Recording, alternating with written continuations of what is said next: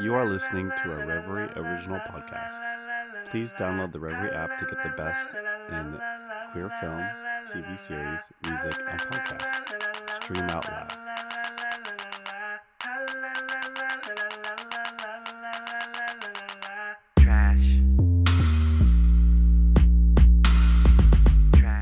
Hello, everyone. Welcome to... I hate you. I can't even do it anymore because you made a face. Welcome to Podcast of Color, where 4 but 3 trash bags today will come together to try and make some sense of this world. My name is John, from the house of Kagendahan. Wow. My name was Leroy Mueller. And, Mueller? yeah, because... Was your family owned by Mueller's family? No, bruh. No, cuz. We didn't do that, man. My family was strong. Weak niggas don't get enslaved, man. How'd they get to America? We swam, bro. What the fuck? Oh. Okay. Yeah. Okay. I was going to make a joke and say something about how I was related to Robert Mueller, but you couldn't let me have it. You just had to interrogate the slave, so. Yeah, well, you know. You know what? Who is you? Who is she? Who is me? Who is you?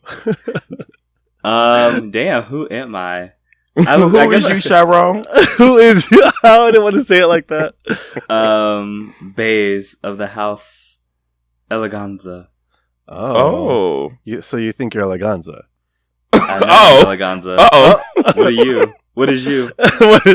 I'm beautiful. That's what my last name means. Kagendahan means beautiful, and I'm the house of beautiful. Well, my real name is Olatunde, and that means of God, so I'm of God. I'm So, from the house of God. are you? Yes. Bays from God the house said, of God. who said I think you strayed away from the house a long time ago. From the house of Jesus Christ himself. Thank you. Hallelujah. Jesus looking around and said, do y'all know another God? Not this one.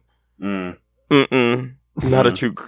So, speaking of houses, this week's question of color is, if you could walk in any category, or even make up a category that you think other people would walk in with you, what category would that be? And I just thought of this one. What do you think the other person should walk in? So we're picking who we're walking against? No. We're picking what we would walk in, and then you can pick what me and Baze would walk in. Oh. I think, for me, the category is cerulean sin. Oh, shit! What is that? I was going to say cerulean gem realness. Ew! From Pokemon. It's Misty. I got that. Water Pokemon. So I'd walk out. That is such a weeboo answer. Okay, but bitch, let me finish. Because it's sickening. Oh, okay, come on, Ashton. Because what I would wear. Pray tell. To the ball. Yes, pray tell. Yes, pray tell. I would wear a starmy outfit with 8 stars because I am 8, the perfect symmetrical number as in the figure. I would be, if I was watching this, I'd be laughing. I'm like, is that a starmy outfit? A starmy outfit? Bitch, that would be everything. And it flows from the back in like chiffon, and there's like a little diamond. You know what Pray Tell would say behind the podium? What would he say? He would say, "Where is SpongeBob? Because Patrick is here." And he could get his ass beat about that. Because Patrick is here. I demand an explanation. Okay, wait. So is that your? Yes, I'd be a sickening Starmie. I'd have points everywhere. You can't even be a Lapras. You gonna be a Storm? Bitch, a Lapras? Yes, girl. At least spice it up a little. How would I dress like a fucking Lapras? It's a dinosaur that floats. The fuck, bitch? Okay, bitch. Be creative. That's what this all This Starmie about. is creative. Fuck y'all. How about that? You can walk as Psyduck and John can walk as Mr. Mime. How about that? What about a Squirtle or, you know, because Squirtles are not extravagant. Like, what about a Gyarados, girl? Like, you know, Okay. Oh wow. Okay. The straight man jumped out. Is that what that was? Oh, like Pokemon. Nice Gyarados. Sorry about your dick. Like, go. Okay. Okay. Base, I what see. We about can't you? dream big. That's what that sounds like. Bitch, I wasn't dreaming big. I was dreaming smart. I was dreaming what's going to win Oh. the ball. I was dreaming tens across the board. Sounds like you were dreaming 6 across the board. Our Father which art in heaven, hallowed be thy name. I rebuke it in the name of Jesus. But isn't he supposed to say what category he sees us in? Yeah. Oh, what category I see you walking in? I see Baze walking in. I'm in the club and kind of got brushed, and I want to fight. Realness. Okay. And I see John in.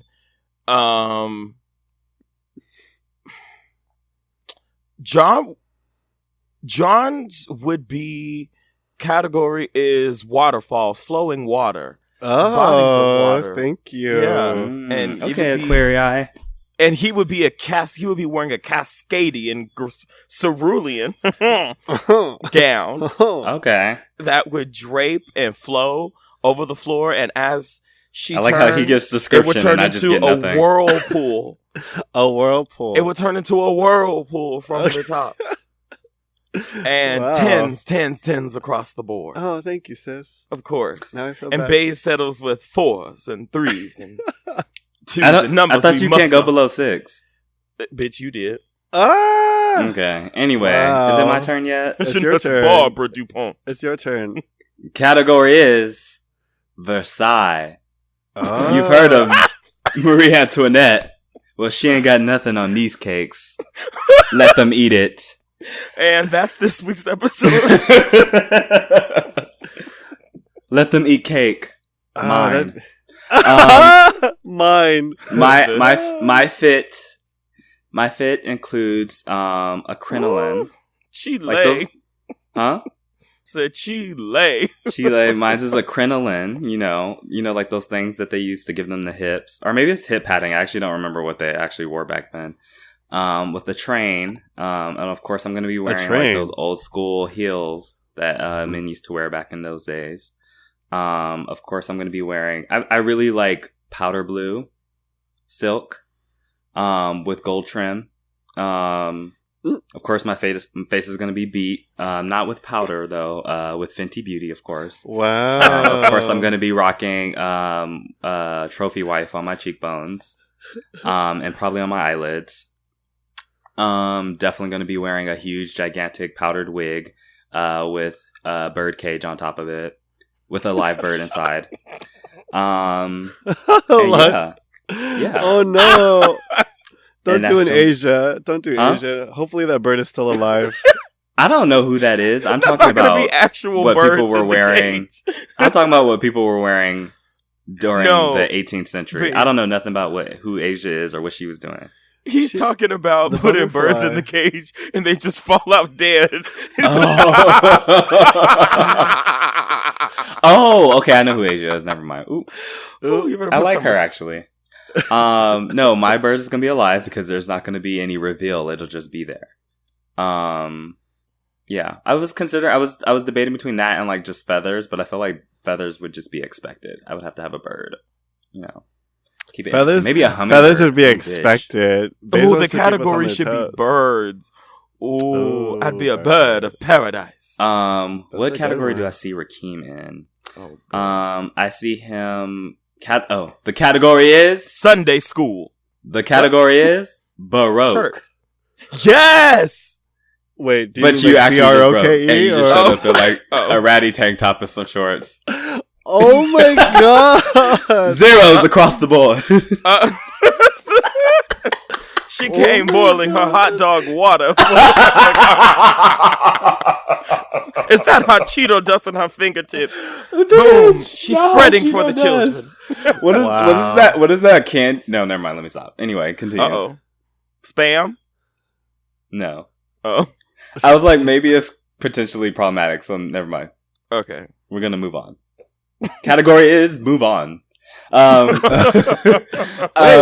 do you see? John's. Yeah. Ooh, John's. Ooh. Ooh, Chile. Ooh, Chile.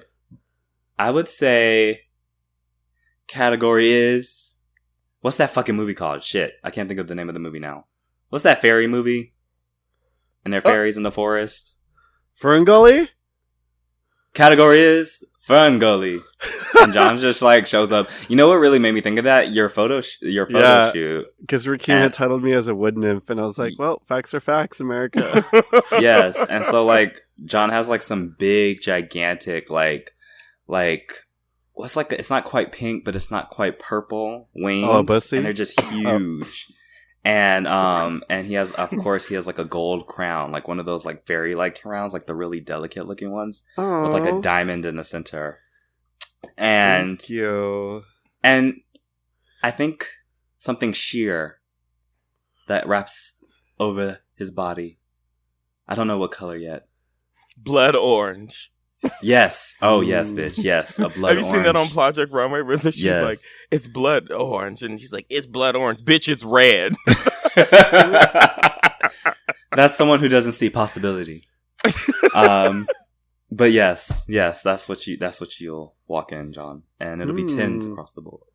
Oh, thank you. John, did you go? No, I'm going to go now. My category would be, are you a good witch or a bad witch? Ooh. And I would be the good witch from Wizard of Oz. So I'd be in like a really big pink bubble, and like this big like pink tulle skirt, but super cinched, obviously. Oh, bitch. I'm going to be super cinched at the waist. And then I'm going to have like these big shoulder pieces and a big crown. And because I'm going to be the mother of my house and you guys are going to be in my house, the categories you walk in will be the same one as me. Yes. So Michelle Visage is in the back like, I've watched that episode of Chewing Gum. And then Rakeem would be the lion. And then Baze would be the Tin Man. And then we'd walk in as a house as like a theme, Wait, I would be the Tin Man? Yeah. And then Renee could be Toto and be like, I hate you. Not Toto. Toto. Wow. And he'd wear a harness. He'd wear a harness and he'd bark. Oh my god. I hate that so much. Renee, I'm so sorry. Wait. What category is Renee walking in? Anti-capitalist realness. Minimalism. Maybe red to represent his communist leanings. He walks out to a Bjork song. Someone he wears a beret, of course, a red beret. Actually, that's what he's wearing, and like a turtleneck, a red turtleneck with like black pants. So the pictures I just posted of all of us right from the shoot. Mm-hmm. Like, so someone commented and said, "Oh my God, are Renee's colors red and yellow on purpose for communism?" I almost died. Oh my god. We love tea. People be knowing. Facts are facts, America. Well, I love I think we'd walk a really sick ball together. You really would. And we'd call ourselves, we'd be the bubblegum bitch. From Marina and the Diamonds. Oh yeah. Sorry. No, I don't get that reference. I only like that main song that she had. All I Wanted Is the World. I don't know if that's the actual name of the song. No, it's gonna. I don't know what you're talking about. I just know that's a line in the song. I don't even know. He's talking about Prima Donna. Oh. All I wanted was the world. Got it. Yeah. Anyway, we stand white queens sometimes. Sometimes. Well, that was mostly when they're Florence or Haley Williams. Let's talk about it because Haley Williams is. Did you see that tweet that was like? It said, "All rise for the Black National Anthem," and then it says Haley Williams clears voice. And it says, "I'm in the business of misery." Oh my god.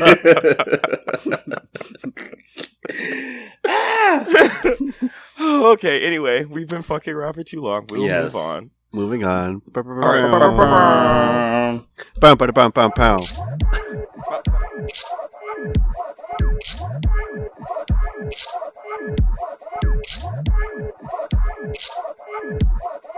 Category is male of color.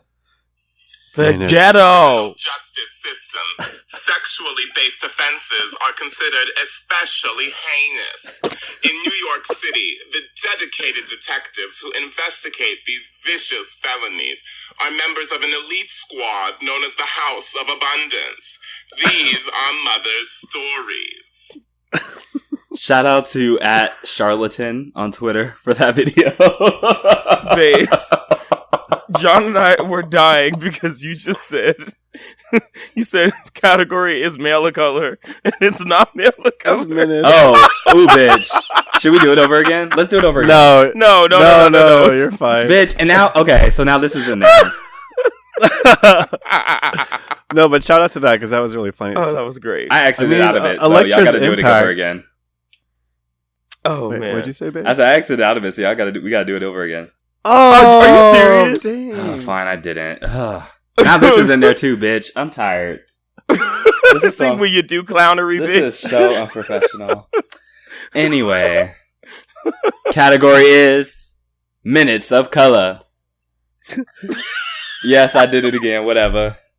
I'm sick of you and your bullshit. So you? I think we're all of us are caught up on Pose now, right? No. Oh. But you can still talk about it. Where are you at? Um, Don't ask him. He's embarrassed. um, Bitch, don't tell me episode 1. no.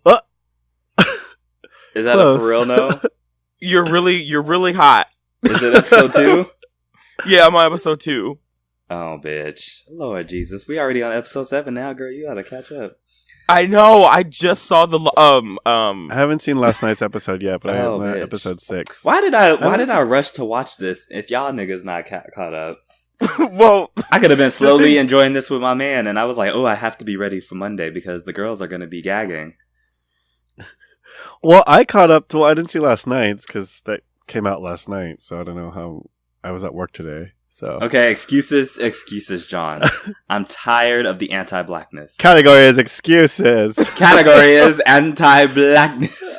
No! Oh my god! Wow! Wow. Let's not go down that route. I was gonna say what would come down the runway if that was the category. All the listeners are gonna. It's like Kill James me. Charles and what's the other makeup nigga? Oh no, Jeffree Manny. Star.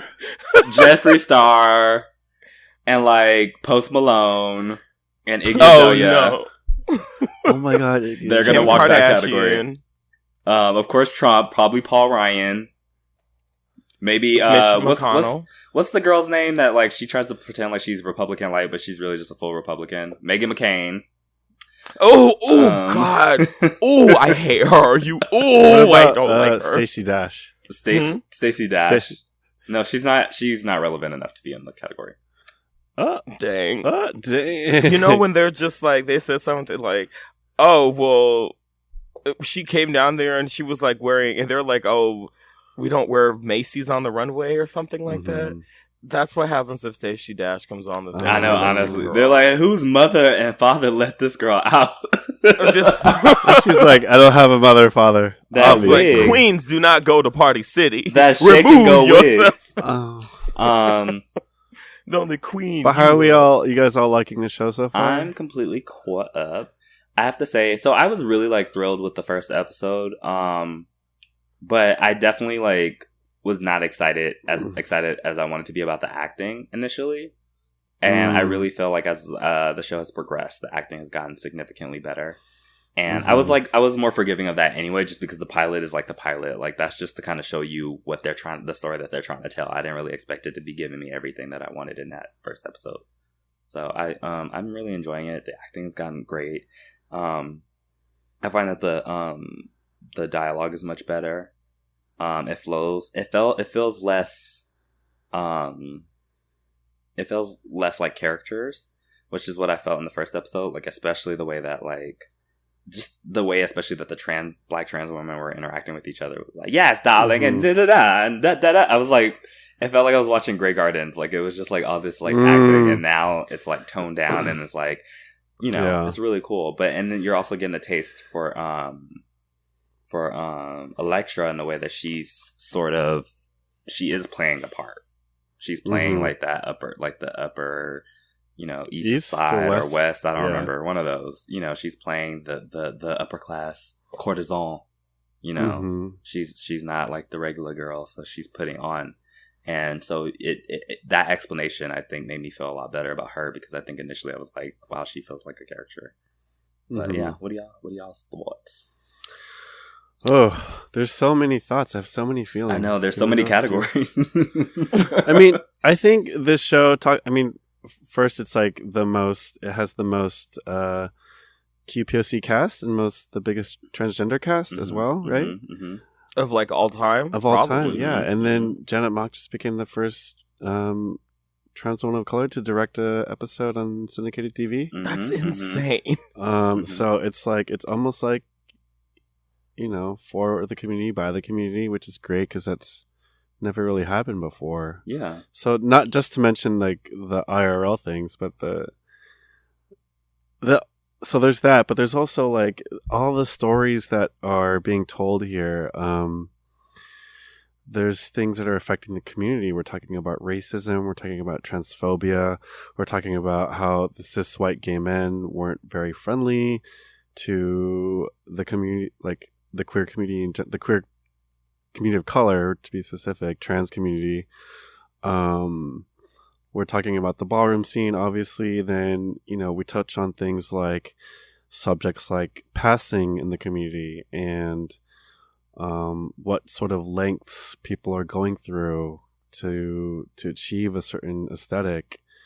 These are things that people don't really talk about, or shows don't really discuss, and it's really great to see this on TV and to know that like this isn't like on Logo, which no offense to Logo, but this is like on a major network where people are watching, Yeah. And people, I just found out today, actually, one of my coworkers who's a nurse, who's like totally like, cisgender hetero person, was like, oh, have you been watching Pose? And I swear I was like, I just stopped what I was doing. I was like, have I? And like, I'm so glad that someone at work at my job now I can talk about this with, who isn't like even, who doesn't identify in the community, which is really interesting. Yeah. And she's just like, oh my gosh, like, I want to go to a ball and I want to do all these things. And I was like, okay, well, I don't know about that, but like, I'm glad you're learning, Yeah. And then other things they're talking about,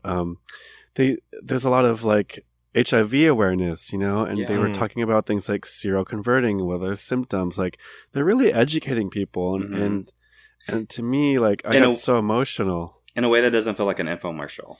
Right, exactly. Like this is very relevant. This and this. It's like it just kind of flows into the dialogue. It was really relevant, and it was also really cool to see a commercial for Truvada in between. Like, wow, I'd never thought in my life that I would see a commercial. Like, here we are watching a show, and then there's people in the story like getting affected by a virus, and then in the middle of the show here's a commercial for a medication that could prevent said virus. And it's like, it's just, everything is tying in. It's so crazy. And I feel like like a lot of people have been feeling like they feel seen, and it's nice to see our stories on TV. Yeah. Rakeem? Yeah, so what I can say is, again, because I'm still trying to catch up, is I think the show, I remember watching the pilot episode, like, I think I watched it 3 times. And I remember the first time I was watching it, I was like, oh, I don't want this movie to end. Like, I just remember being like glued to the fucking TV. Just because it just felt like you guys were saying, it was almost like an out of body experience hearing, like the language that was being used, and like seeing the categories being walked and how extravagant it was, and how it didn't feel like watered down for white audiences, like, which I thought was really nice. And also, I just found like every character I empathized with, or I felt for, and I felt like a lot of that stuff they hit on is so relevant. Like, I've known, when like, for example, when he came home and the dad found him dancing, and like threw him out, and then the so mom sad. comes, you think that the mom is going to Step like in. do something, Yeah. and that's not what happened. Like that's, you know, unfortunate, and I feel like that happens in so many communities. And so it's nice to see, like you guys were saying, having them have the issues be talked about without it coming off as preachy, because unfortunately like that doesn't really kind of reach people. And I kind of hate that when people have to say like, oh, the best way to get to understand someone or to not oppress them is to like see them represented as people, which is what the show is doing. But I hate that that has to be the case, because it should be, you should respect someone just because they're a person. Definitely. But it does help to humanize a lot of the experiences. And I think that a lot of people are going to see the struggles that these characters are going through and relate it to something that's not even necessarily that. But, you know, they can relate to being in a place where you feel trapped or whatnot. So I'm curious to see like people that aren't queer, like how, like what their reactions are to it. Not that I think that they matter for like validation, but I'm curious to see like what that's like, because we have to empathize with so many people that we don't relate to all the time. I'm curious to see like how people are. For sure. I think like so I think one of the biggest shows that's hard to ignore is RuPaul's Drag Race, and like it's interesting to see how many people are into drag now because of that show, and how they like doing good drag queens. And so now I want to see, because of Pose, like I want to see people just like, because it's not just, I mean, not that RuPaul's Drag Race is one layer, but like Pose is so many layers, you know, and people get to see, you know, they touch on things like LGBTQ homelessness, and like I had never seen that like addressed, you know, and like now people are because I I was talking to one of my friends the other day, and we are talking about the homelessness problem in basically most major cities, and I was saying like some crazy statistics saying that like maybe 60-70% of people that are homeless identify as LGBTQ, and they were just like, whoa, that's an insane like statistic. Is that real? I'm like, yeah, because, you know, like here we go on Pose. This kid, not even graduating high school, like gets kicked out, and like, you know, the parents don't. Yeah, like we thought the mom was going to be upset about it, but she was enabling it. And here we have kids sleeping in public parks and like doing what they got to do to keep a roof over their head. And like, I don't know, it's just. Yeah, I hope that people that are watching this will actually like know our stories without like having to ask people and having people to like revisit their traumas, you know? Yeah, and also, so go ahead. I was just gonna say I really enjoy the way that I feel like when it comes to like representation of queer communities, it's always like we either have to do tragedy porn or we have to do everything's great, like, you know, no, I don't want to use that as an example. Never mind. We're going to smooth on right past that. But, you know, there's just always, there's never like that in between, you know what I mean? And I feel like this show really gets it, where they talk about a lot of the hard hitting issues while still giving you light and joy. And like, that was something that I really appreciated, especially about like Blanca's storyline, because sorry if you guys have not caught up. We should put a timestamp on this. But, you know, when Blanca is diagnosed with HIV, you know... Wait, doesn't that happen, like... Isn't that, like, episode, the first thing that happened? Some people haven't even started the show, so... Yeah. Okay. But when Blanca's diagnosed with HIV, that's usually, like, it. Like, you know what I mean? Especially in that time setting. It's like they're diagnosed with HIV and their life is just over or whatever. And, like, at the end, and you really don't get much representation of HIV positive people. Like they're always sort of, I remember watching, sorry, let me finish my sentence. You always get like a dark storyline with that. And going back, I remember watching Girlfriends when I was a kid, and there was like an episode where one of the characters, her husband was on the DL and he got HIV, and then now she has HIV, and it was just like, it was this tragic warning. Like this character kind of just showed up.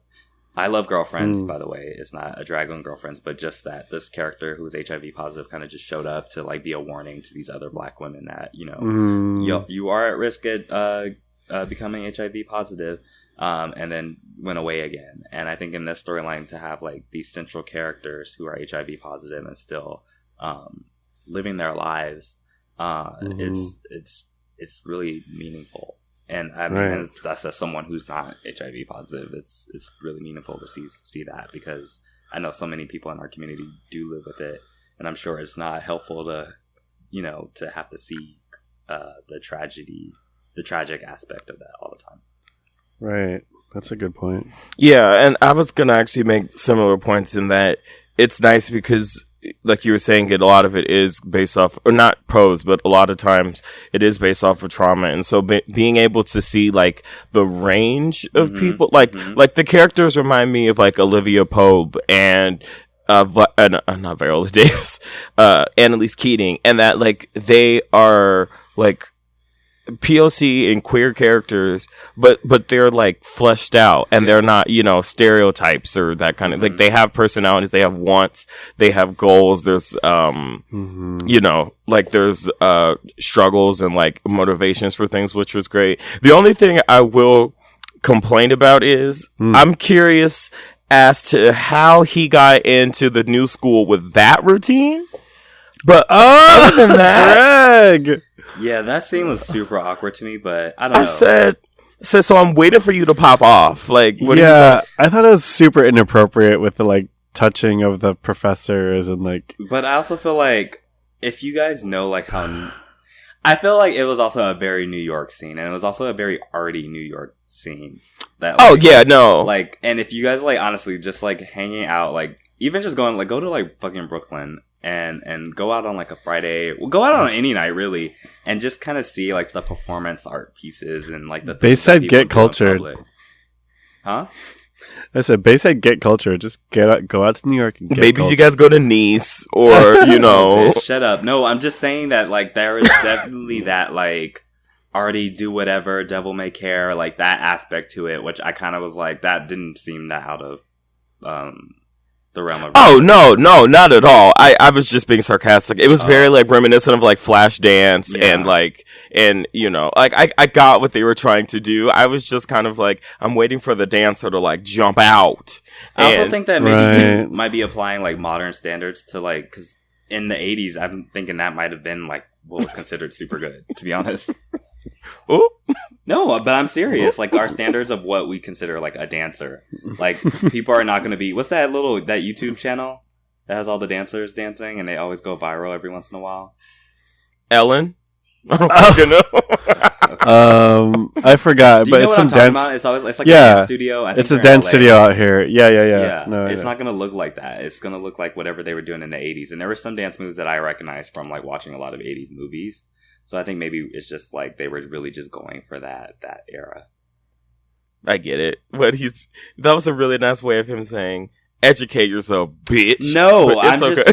Because here's the thing. I love old movies and I watch like all kinds of old movies. So like, just, it's funny, like I'll see something, like I'll watch a movie from like, I don't know, like the 50s or the 60s, and it'll be like one person, usually white, jumps in and just does some like breaks down, does some moves, and everyone's super impressed by it, and I'm just like, that's it? But at that time, that was doing something. And I don't know that I could have done that scene that he did. And I believe he tweeted that he did that all, like, it was all like one long shot. Of what? Was it? They played the full song of Whitney Houston. I also thought like, when are they going to fast forward it? But they actually played the whole song. Yeah. Oh, yeah. No, it was a brilliantly shot scene, but I found it really awkward and uncomfortable, and I had to fast forward through it. I thought it was good. I just thought like, I honestly doubt if he like got on the table and like grabbed their faces and did those things, like they would like, yo, yeah, come into college. Right, I know. Past the deadline. Those two white men were shook. They were like, did that nigger just get on the But it table? sounds like that black lady whose name I don't remember has more pull. I just remember her as Sister Peg from Law & Order SVU. She was like the nun that was like helping sex workers and in the Law & Order SVU, and she ended up getting murdered. But but that's what I think of when I see her. Yeah, wow. But I think she has a lot of pull too. And speaking of Damon, like his story is so interesting, and I really I know you haven't gotten to this part yet, Rakeem, so I won't go too deeply into it. But like the romance for him was for me very unexpected, and I appreciated it a lot because I really did. Like at first, I thought he was gonna get with Lil Poppy, and there was nothing wrong with that. Like that would have been fine with me because he's adorable. I think he's so cute. But I would love to see that Breeder Raw video. Oh God! Oh my God! But can honestly, we not? Honestly, did they say that out loud? Oh my God! But honestly, I can't disagree with that statement. But I didn't realize I said that. No, Lil Poppy is the guy who plays Lil Poppy is really, really cute. But I really thought that they were gonna put him with like some like light skinned Latinx person or like a white guy or something like to that effect. And the fact that they gave him like a darker skinned love interest. And do you guys what? Oh, sorry. Do you guys notice like it's a really interesting parallel because it's from Paris is Burning. It's Ken Pendavis and the other I forgot the other one's name. God, Kenny. Well, one is like walking the ball, and the other one is like talking about mopping, and like he looks just like him from the casting looks just like him from Paris is Burning. You know what I'm talking about? Do you think that was intentional? Yeah, I think that was intentional because like in the movie they were like best friends, and now in the show they're like dating. Research. Yeah, but yes. So I just really appreciated that he was like darker skinned, and I really that whole episode of them going on a date, like I really thought that it was just really nice, and it felt like seeing like two black gay men like being intimate with each other, and not over sexualizing them, but at the same time not desexualizing them. Like I thought that was just really amazing. Like, and I don't really. I think I forgot what the name of the show was, but the last time I saw a gay black couple on TV was this show about like all these people that moved to LA and were staying in a hotel or a apartment complex together, and it was on CW, and the one black gay character was dating a black guy, but the black guy was like a rapper who was on the DL, ended up beating his ass, and it was like this whole dramatic thing. And so like this was like what show is that? I forgot the name of it. It was on the CW. Yeah. Huh. It was like it lasted for like a season, maybe two. I feel like I would have known about that one. But it just was like, I don't know, like that like groundbreaking, honestly. Unexpected. Like just everything to see two black gay men who are not like super light skinned, like loving on each other and being intimate with each other and getting that innocence, especially the innocence that Damon has, because you don't really see that a lot with black men. We're either completely desexualized or we're like BBC swinging mandingos ready to go and plow some pink holes. I don't know. Oh my God! Wow, the cuck. Yes. Cuck. So yeah, wow. I don't know. I really appreciated that, and like I was like honestly teary eyed watching that episode when they got together. And they got picked up for season 2. So yay! What What else is going on? Huh? I said what else is going on? Oh, I was gonna say that I think that Billy Porter definitely deserves an Emmy, especially for the episode. What's the name of the episode? The episode that Jen and Mock did, which is episode 6. But I can't remember. Wait, who's Billy Porter? He plays what's his name? Not Parlay. What is that nigga's name? Pray Tell? Pray Tell. There we go. Oh. Also, speaking of the Emmys, did you see the nominations that came out? I did not. I don't really pay attention to awards, but tell me what's going on. I mean, honestly, I don't really care either, but I think I just opened it up here. I know that Sandra Oh is the first Asian woman to get nominated for an Emmy. She's the first Asian woman to be nominated. That's actually... Isn't that sad? That's crazy. In 2018, like I think she's the first Asian person, like not just woman, but like, do you know an Asian male? No, like Asian person, like period. Yeah, and Asian means more than like Asia is fucking huge, right? Like that's actually kind of it's sad. Didn't people get nominated from Slumdog Millionaire? That's Oscars. I was gonna say that. Yeah, I was like, wait a minute. No, you're absolutely because think about it. Like, what kind of shows have been primarily Asian casts or Asian leads? I don't know. Like you can't even actually think of a music artist. She's been on Grey's Anatomy for like 20 seasons. It's not even for Grey's Anatomy. I know, that's what I'm saying. It's not even for that. So like she's been on that show for like years and she never got nominated, and now in 2018 on some other show. Yeah, it's a lot. Like, but Issa Rae also got nominated for Insecure. Actually, let me look them up. Emmy nominations. Baze, let's see if you actually watched any of them. So let's see. There is have you seen The Handmaid's Tale? First season. I don't really care enough to watch the second season. Damn. Okay. Well, you know what? We're not going to care about any of these. But also the VMA nominations came out, and I think we'll care about those. Oh yeah, I know Beyonce and Cardi came out on top in a lot of nominations. Yeah. What do you think should get Video of the Year? I don't know who's in that category. Okay, so Ariana Grande, No Tears Left to Cry, Bruno Mars featuring Cardi B, Finesse, Camila Cabello, Havana, Ape Shit, This Is America, and God's Plan. Okay, wait. Sorry, what was the one? Okay, God's Plan, Camila Cabello. What was the ones before that? I didn't hear them. Ariana Grande. No Tears Left to Cry, Finesse, Havana, Ape Shit, This Is America, and God's Plan. Ape Shit, of course. Like, no contest.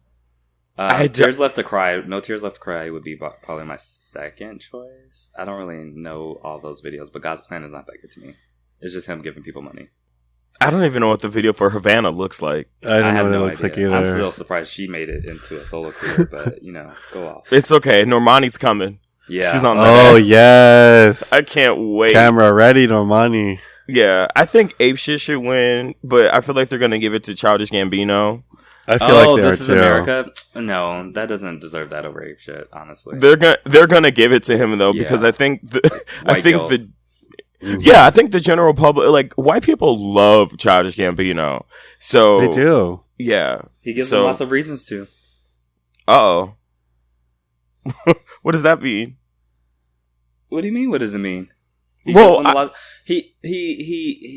does a lot of things. He's done a lot of things that I'm sure white people really enjoy and love. You know, he also has a wife and kids. Yeah, I didn't know that. So and I think his wife is white too. No, she's Asian.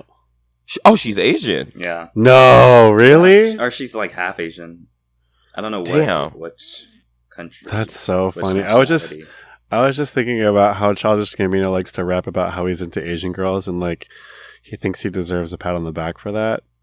Like, I just never forget him saying Filipino girls are the black girls of Asians. That's why I don't really. That's not why, but there's has he said that? Yeah, he said. Well, we've definitely talked about it on the show too. I remember. No, we talked about Issa Rae saying black men are we talked about Childish. We talked about both. I said that before.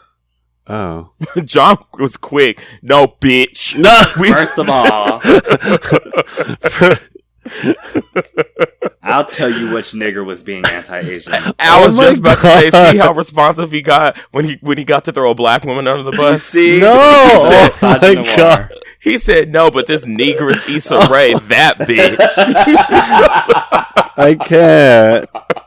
Yes, you can't. So, did she get lemonade? Yeah, I think Ape Shit should win. Real quick though, I also just wanted to I just really wanted to shout out the scene with Mara and India Moore in episode 6 of Pose. Like, it was just phenomenal. And wait, which scene? Gripping my couch on the edge of my seat. Like, it was so good. That scene was amazing, and I actually think India Moore deserves at least a nod. Wait, which scene? What are you talking about? The scene where Angel. I'm going to take my headphones off. Oh, right. Sorry. The scene. There's a scene where there's a scene. Girl, just look it up. Okay. Yeah, it's fine. We could just move past. Wait, but I want to know which one you're talking about. Okay, bitch. Will you get text? Last episode. Oh, y'all have cell phones. Oh, true. Yeah, I really, honestly, I'm sorry. I have to stand for a little bit longer. I can't contain. Yes, let it out. Let it out. Yeah. Category is stand. Like, just everything, like India Moore getting to like have like a sex scene between a trans woman and a guy, Just getting to see like Electra's character development and getting to see that fucking Detective Stabler. Christopher Maloney? Yes, is her sugar man. daddy. Ooh! And Yes! I saw a conversation that they had to have about her surgery.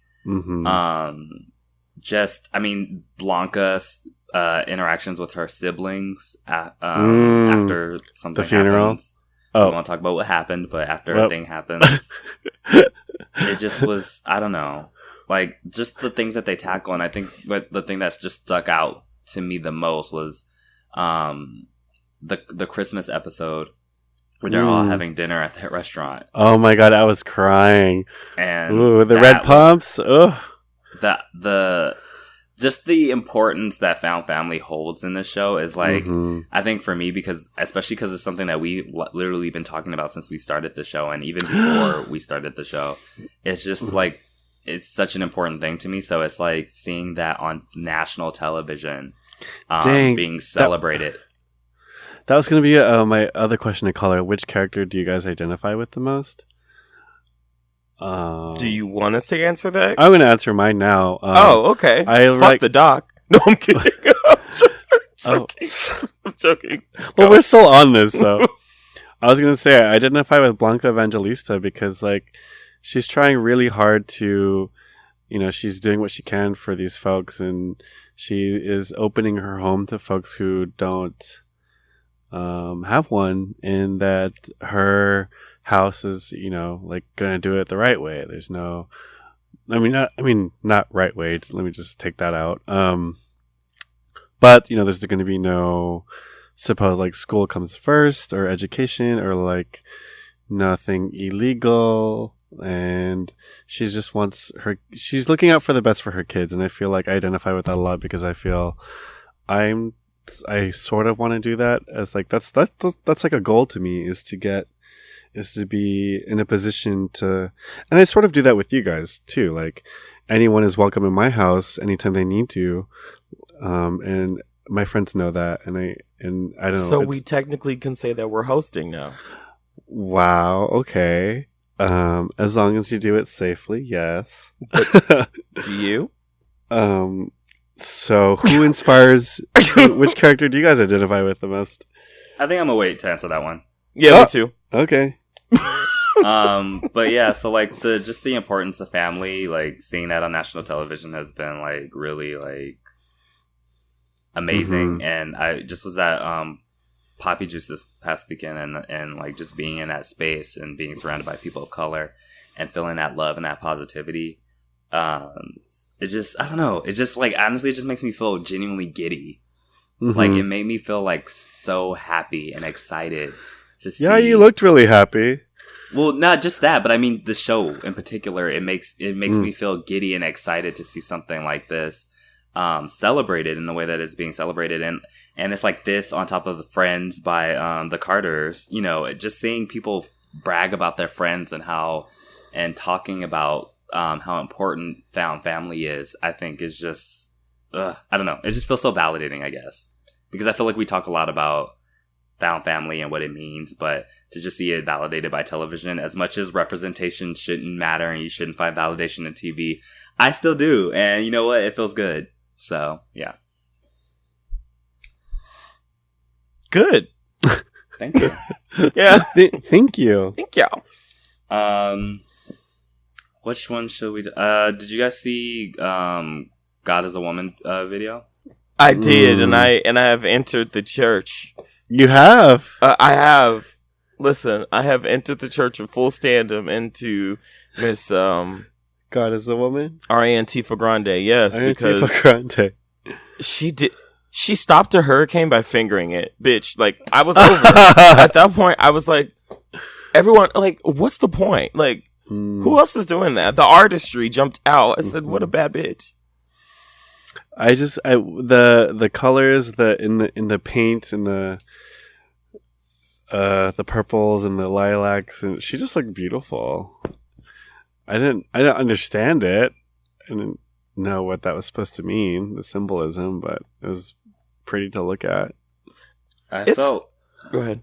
I thought there was a lot of beautiful imagery, and I got the meaning in some of the images, but I felt like it felt a little disjointed. It didn't feel like there was a cohesive story, and so it kind of, what it reminded me of, and not like in the same way, but there's that what's that Taylor Swift video where she's like on the horse and she's wearing like animatronic suit or something, like she's wearing like armor and she's like she's a robot, I don't know, and she has like a fat ass in the video, like a slightly I've never fat seen ass. that video. Are you sure it's Taylor Swift? No, it is Taylor Swift, because she got dragged because they made her ass much bigger on in the CGI than her actual ass is.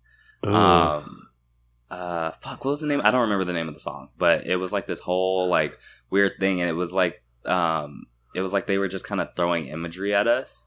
And so that's kind of what I felt with this video. I love the song so much, but I thought with the video, it just felt like a little disjointed. I agree, but I was going to say, Base, before you started talking, something similar. And it's like, you know how like when artists that are really commercial try to transfer over into making work that they feel is like really artful, right? Mm-hmm. Like how Nicki Minaj did that with the Barbie Tings video, but it didn't really go according to plan. I never saw that video, so I have no idea. Oh, then you don't need to. Actually, let me stop, because the Barbs are going to be on my ass again. They already are, girl. Listen, at this point, they hate me. Like, kind of like that. Like, to me, I would give, like, if I gave Barbie Tings like a D plus C minus, I would give God as a Woman like a B minus. Whereas like Lemonade is like an A plus, or like Ape Shit is like an A plus. Like, to me, like, I agree. It felt like they wanted it to look pretty, and was like, oh, but if we, I don't know. You thought they were trying too hard? A little bit. But I enjoyed the cinematography and like the composition of things. I did think it was a little bit too much. Can you guys explain to me what the gopher scene was about? I couldn't tell you. Let me tell. I watched this video. I was baked. Like, I woke up in the morning and I mean, it looks like it was meant for baked folks. No, that gopher scene, I almost dropped. I was on the toilet when I was watching it. Almost dropped my fucking phone. I said, "Ah!" And I threw that shit up. I didn't get that, but so there was gophering on your phone, and you were also gophering at the same time. That's gross. Ew. Okay. Wow. Queens don't talk about shit. Well, you're not a queen. So. Ooh.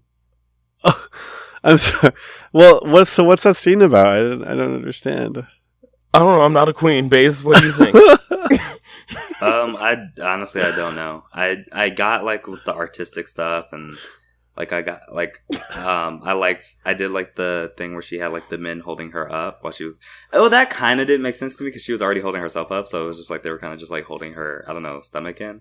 Well, that was like a recreation of like this painting of like a cow getting its or like a hieroglyph of it, like of her. It was supposed to be like they were sucking off her udder.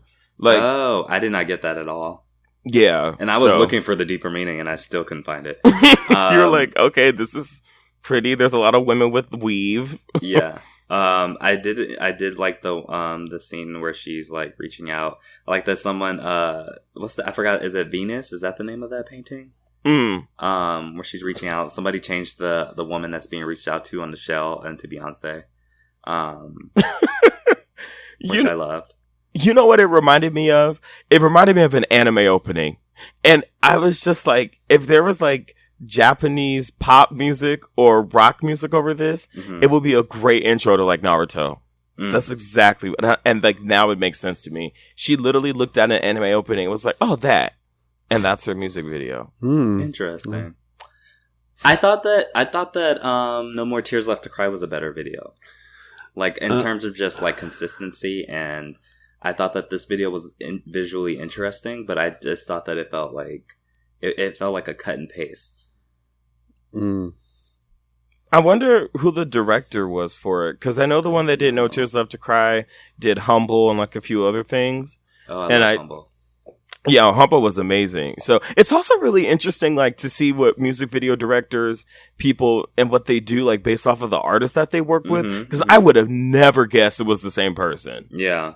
Like, Well, it's you know what I really well, this is another story for another day, really, but I really enjoy that Taylor Swift's the guy she does videos with is anti-Beyonce, anti-black, and also makes really shitty videos. Wait, who? His name is He's like this Asian guy. I don't remember his name. His name is like Joseph something. I can't remember his last name. Asian but it starts with a guy. K. And he's like, he said something like how,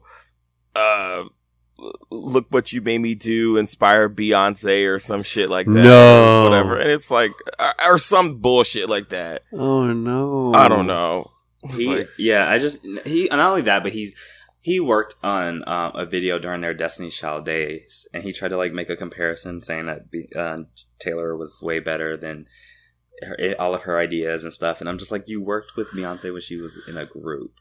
Like, you have never worked with Beyonce on a solo project. Even then, bitch.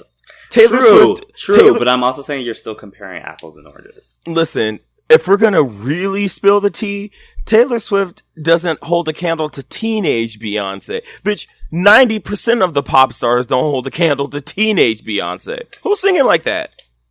Yeah. The Stannery. Anyway. The facts.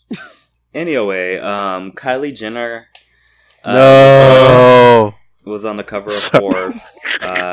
She apparently is worth $900 million. She's guesstimated to be worth $1 billion by the time she's 21, which I think she turns 21, and they said August. But she's the way that she was presented was ruffling some feathers, and she was called self-made, richest. She was included in the annual ranking of America's richest self-made women. Some people, including the dictionary on Twitter, had some words about that and their definition of what self-made is. She reportedly is self-made because she did modeling jobs, and she used the modeling jobs the money from the modeling jobs to fund her lip kit venture. Yeah, I don't know. I find it disingenuous to call her self-made, just because clearly she got those modeling jobs off of being on that show. Right. And she never would have got those jobs if she hadn't been on the Keeping Up with the Kardashians. And the only reason she was able to capitalize off the fame of her lips was because they were the lips of Kylie Jenner, member of the Kardashian family. Mm-hmm. So it's like, you can't really say like she's self-made when every opportunity she's been given. Kim came out and defended her and was like, I've seen a lot of people who have had opportunities and had done nothing with them. And so that's why she's self-made, and nobody works harder than that's me not and the my same mom and thing. my sisters. It's so funny because the self-made argument to me is very similar to talking to people about white privilege. Mm-hmm. And it's almost kind of like people feel like if you say, if Kylie, like a lot of people I've heard say like, well, she's self-made because she did these ventures herself. But self-made isn't saying, like, her not being self-made is not saying that she hasn't worked hard. I don't like her, but she hustles. I'm not going to sit there and act like, let's not sit here and act like she doesn't. She works. No, definitely. They all work. They all work. But at the end of the day, self-made means that you started from nothing. Like Oprah is self-made. Like Kylie Jenner was born with all the money and access in the world. And even though it was not her fault that she was born with all the money and access in the world, she still had that leg up, and she still had trust fund money and Keeping Up with the Kardashian money, no matter what happened for her. Exactly. So, like, she started, that show aired for the first time when she was 10. So right. She's been in the public eye since she was 10 years old. Right. That's just like saying Kendall is a self-made model. Like, yeah. Like, oh my God, how did she just reach these heights at such a young age? Right, like if anything, Kim is the one who's self-made. She did all the work for that whole family, sort of. I wouldn't say Kim is self-made either. Kim is self-made, because even Kim is like, well, my dad would let me use his credit card, but I had to like pay him back. They were famous before Keeping Up with, or not famous, but they were known before Keeping Up with the Kardashians. Like, her dad was the one that did the O.J. Simpson trial.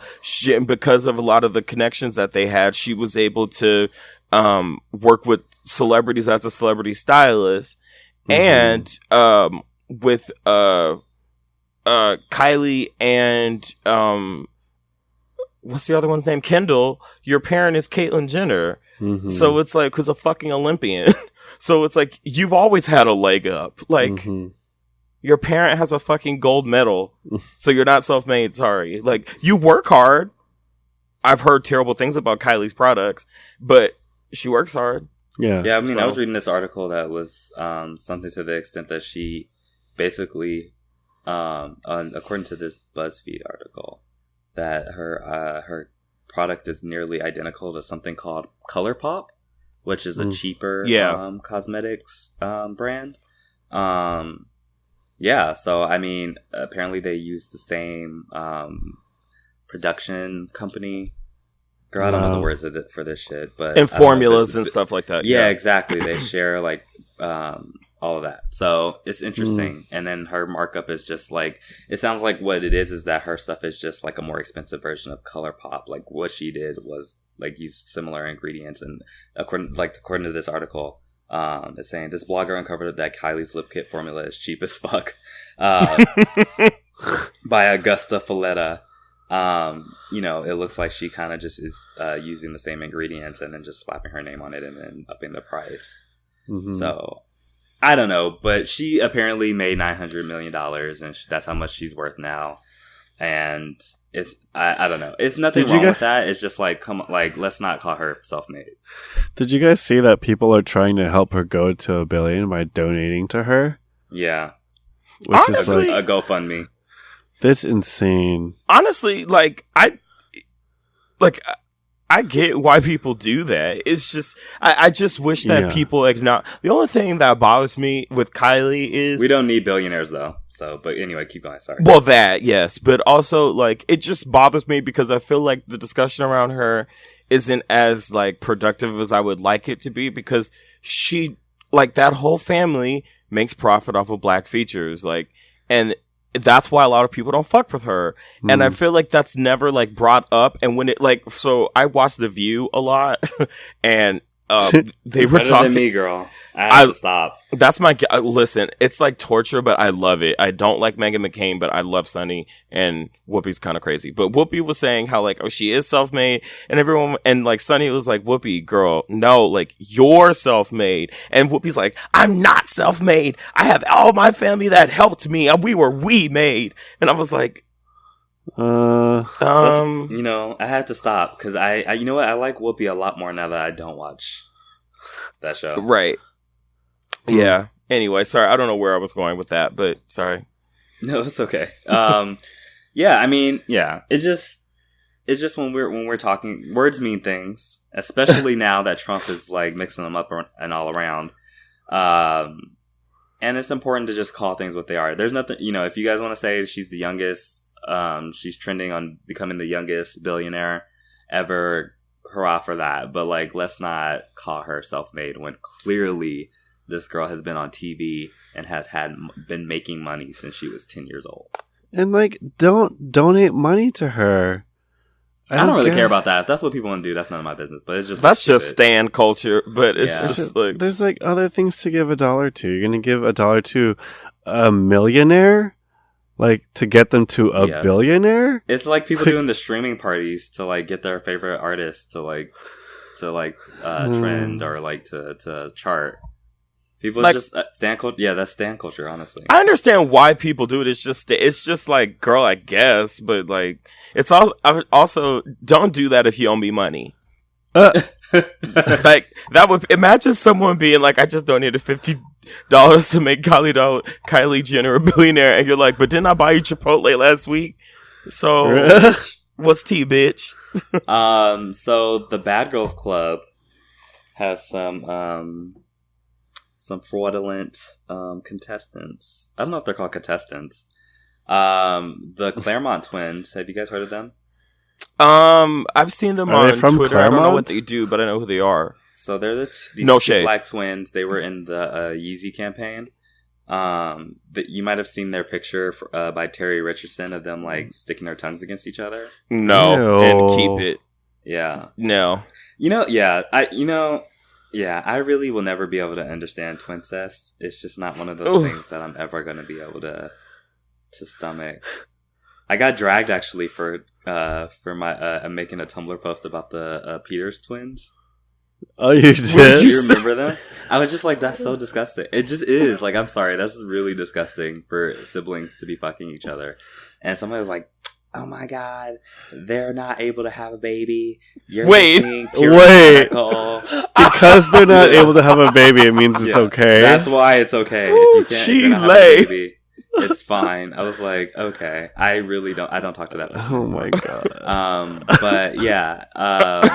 It's like, yeah, I didn't realize first cousins. I didn't realize that was a controversial opinion, but apparently it is. Girl, the gays need to be stopped. But yeah, so Terry Richardson took a picture of them tonguing each other. It was interesting, I guess. Anyway, Sinead Claremont, one of the twins, is facing charges for stealing a dead man's identity. Oh, that's right. Yes. So iconic. Huh? Said iconic. So cops discovered through text messages that she agreed to have dinner with this guy at his hotel for $400, which, girl, I would charge $400. I'm a regular ass person. Sis, you should be charging a few thou. But that's neither here nor there. She showed up to the hotel at 5 p.m., left the hotel at 9 p.m. according to camera footage. The man was found dead on an overdose the next morning at 9 Oh my p.m. god. Wait. She then apparently took his credit cards and spent $28,000 on rent. Rent. Her card, her phone bill. She is black. And travel, flights, and luxury items. That is the blackest thing. She said, bitch. Yes. I'm about to pay rent. So I'm reading this on The Root, and they included a tweet from her from July 10th. And she wrote, I only have time for money, not mistakes. Wow. So, are we going to talk about the time of, Big mistake. the window from when she left and he died? What happened there? That's what I was like, wait, what happened between 5 and 9 p.m. is what I want to know. Because, we're laughing, but I'm also like, wait, murder? Did she kill the nigga? Yeah. That's not what she's being charged with right now. Apparently he died from an overdose. But, that doesn't look ideal. I'm just laughing at this. Did you guys see that tweet where they're both walking?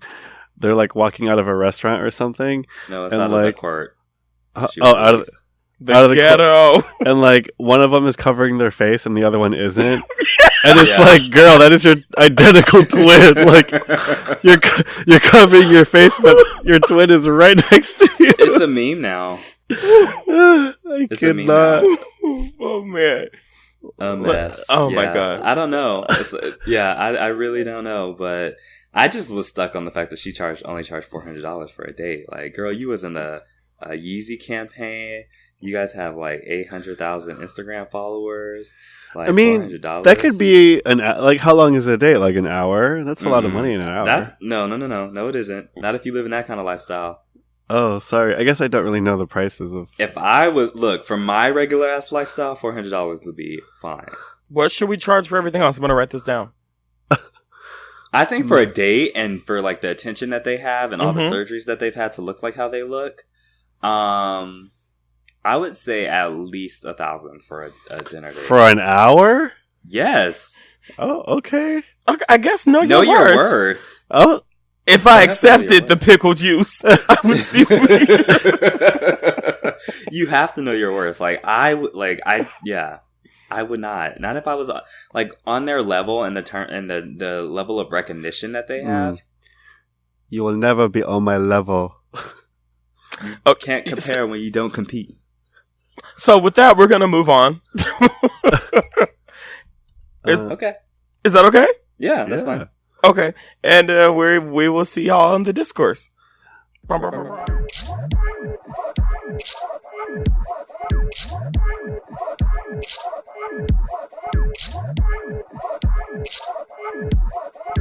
Oh, I'm sorry. I was waiting for one of y'all to start. So for today's discourse, which that's what we're talking about right now. What was the phrase you guys had chosen? How did you want to phrase the question or the sentence? Well, I think we could just use it as the original title. Okay, investing too much in dick. And for this purpose, we were saying dick for our own experiences, but if you're not putting energy into dick and into, pussy or whatever it is you're into, how much time and energy are you putting into the chase for whatever, right? Yeah. Okay. And I think also, because Rini is the one that put that down, I think that it's also like sort of talking about prioritizing that chase. Right. And like the dating aspect versus like, I guess, other things in your life. Mm-hmm. Do you guys, I don't know. Now I have this question. Do you guys feel like you ever like let other things slide in your pursuit of sex and dating? Yes, for sure. Oh, yeah. Oh. So who wants to go first? I mean, I'll go first because right now I am in a mood to admit it and I'm trying to be better about it, like currently. So yeah, I'll just talk about, something that we're all familiar with, our apps, I'm speaking from my experience. I know other people as well. They spend a lot of time preoccupied with the apps and like, did I get a response or blah, blah, blah. And it's like, girl, like I've been trying to text you forever, but you're like not responding to my text, but you're sure as hell responding quickly to these. Ooh. Are we talking about anybody in particular? No, I'm not. I'm just saying, like, I'm the same way. Like, I'm that person. I know that other people are that person. Like, and it's like, yeah. So there's one way that we're like investing in this is like, or putting our other priorities on the side is for like the attention of dick, and it's like, it's kind of like, I'm like embarrassed to admit it, but whatever. I've been super like, whatever here, so I'm just gonna say it. Like, yeah, I do spend sometimes a lot, like if I'm out with my family or whatever, and then even my brother would be like, girl, get off Grindr. Like, I don't think anyone is surprised that you admitted that. No. And that's no shade. And like, if you're it's kind of like interfering with work or whatever, and so like I go through these cycles where like I'm off of it, I'm on it, I'm off of it, and so because I'm like, at the times when I'm off of it, I'm like really trying to do better, and I'm trying to make these lulls like a little longer. Like I'll delete it for a week, and then I'll have it off for 2 weeks, and then I'm trying to extend it. And it's not because like I think I'm deleting it because I'm deleting it because I know how much time I'm wasting on it. That's what I come to realize. And it's not just the time, like investing my time is also like affecting my self-esteem, like the longer I'm on there, the longer I'm like prioritizing my time to be on here, which turns into prioritizing what these people think about me and like what I can do to get them to pay attention to me and things like that. Why do you feel like that is though?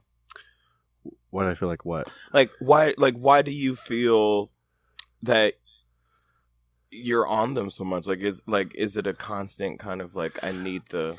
Yeah, I mean, we're being 100% real. Like sometimes I need some validation, and sometimes it feels nice to be like, it's nice to be looked at like other people are looked at. Like sometimes I want to be objectified too, like, like this sounds really dumb, but like I'm more than just my personality. Like, look at me. No, but that's real that though. Because, yeah, like, and I just want to, like, it's crazy to see how other people walk through the world and, like, their jaws drop and they get double takes and, like, people treat them differently. And so, like, I don't know. I mean, on a certain level, I don't know what it feels like to have that sort of effect on other people. And, like, and if I can have the opportunity to, like, feel wanted for, like, a fleeting moment. I said fleeting, yes. then maybe I would want it for a bit, you know? Yeah. It feels nice. It's like different from an Instagram like. It's like a very specific like, you know. This is not like, I don't get why people are so upset about the taps. Like, I'm all for taps. Like, you can tap me, you can woof at me. That's fine. That is so dumb because for a few reasons. First of all, get over yourself. Yeah. Second of all, like tapping is the same thing as woofing, so I Yeah. don't understand why people hate it there but Yeah. then love it. I know, But right? John, didn't you say this on like a really early episode when they're always like, "Oh, this kind of person to the front of the line," and like, bitch, no one's waiting in line. Yeah, for you. no one's waiting in line for you. Calm down. It's yeah, But yeah, and like, so I don't know. So I'm putting my time into that, and like sometimes I sit back and think like, what am I doing on here? You know, this is not right. And then like, I think about all the things I could be doing, you know, and then I feel really guilty. So yeah, no, that's real. And like what you were saying earlier too, like that makes a lot of sense. Also, because sometimes it's like, on the one hand, it's complicated because on one hand, it's like, especially being black, it's like, I don't want to be objectified and fetishized. But then on the other hand, it's like, I want you to think that I'm attractive. Yeah. Like, so it's like really hard because sometimes you feel like you're almost like mixing those up, but you're not. It's like a very specific. It's a really fine line, right? Right. Which is why Where it's like, I'm not just a piece of ass, but also like, look at my ass. Right. Which is why I think so many of us like aren't in like, I think a lot of us require like really specific kind of, you know, like people for us to, I guess, get along with. I don't know. But for me, like, it's funny because I've kind of used to be like that. Like, I used to be on the apps all the time, like all the time, like to the point where like I was late for work. Like, oh no, I would like I would be late for work sometimes. I would like get to work and then like be on them and forget to unlock the door. Oh my god! Like, yeah, and well, part of it was what you were saying was because for me, like as a darker skinned person, like a lot of times I would just get ignored. So I remember once like I went and messaged like 30 people at once and like I didn't get anything back. And so it was kind of like the feeling of like I constantly, like you were saying, want like that validation because you want to feel like not that you are being objectified, but you have like the potential to be like I could be considered for your objectification. If that even makes sense. Wow. Just like an Emmy for your consideration. For your objectification. For objectification. So it's like, so that, but also like, I'm kind of a little bit different now because I would say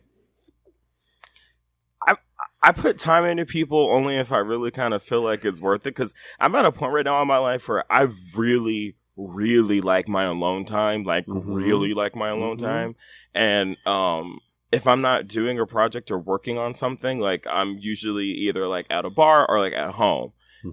And I read something the other day on Twitter and I screenshot it and it said something like, dating me, it's one of those things where it's like dating me is like this, but it was like dating me is interesting because you're not competing with other people, you're competing with my alone time and you need to make me feel better than how I do when I'm all by myself. Yes, I saw that. And I remember thinking like, yeah, like, did I write this? I was like, did God go up into my window and was like, open the fuck up? Like, I was just I was like, oh. You're so stupid. So I was like, oh, okay. So once I read that, that kind of clicked something in my mind where, and I think y'all can agree, because I feel like y'all don't like most people that I date. Like, but. Don't say that. No, you don't. It's fine.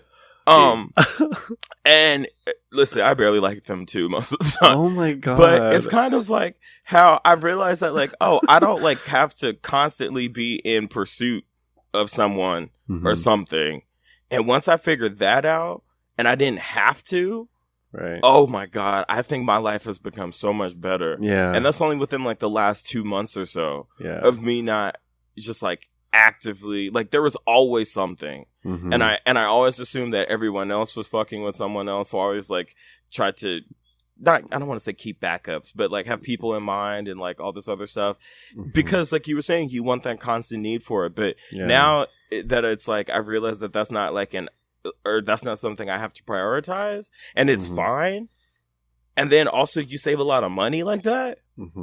It's like, oh, hell yeah. Yeah. But, but do I definitely love the chase and I like being chased, but also I've never been chased before. Like, I've never been picked up on a date before, or I've never been... Like, no one has driven to your house to pick you up? Never. I've always... Every time I've dated someone, I've been the only one that drives or one of two people that drives. So But either I pick them up or we meet there. Oh, you want to be, like, swept away? You want to be treated like... Oh, I shouldn't say that. No gender roles. You want to be, like, picked pampered? Up? Yeah. It's more like I only want to invest time in it if I see like there's a point. Like, one thing I really don't like is, like, I don't like people that don't challenge me or don't make me feel like I'm learning in some aspect. Mm-hmm. So it's like, if you're not doing that, or like you're not working, or I have to constantly pick you up, or like constantly pay for stuff, like when I'm broke, Mm-hmm. or whatever, it's just kind of like, I don't know. I've kind of recently, so I say all that to say I've kind of recently not been as like thirsty, and it feels amazing. But it's also scaring me because I realize that I like being alone so much that like I'm not doing my job as a friend as well as I need to be, and that's kind of where I'm like trying to find the balance. Mm-hmm. So I just love fucking being alone. Oh. It's great. Wow. Hello, loneliness, my old friend? No, but I'm not kidding. lonely though. That's I the know, I'm thing. kidding. Like, I actually don't. No, like, yeah, there's a difference between alone time and being lonely. For and sure. it's weird because it's the first time in my life where I could be like, I've been spending most of my time alone, but I don't feel lonely. Yeah.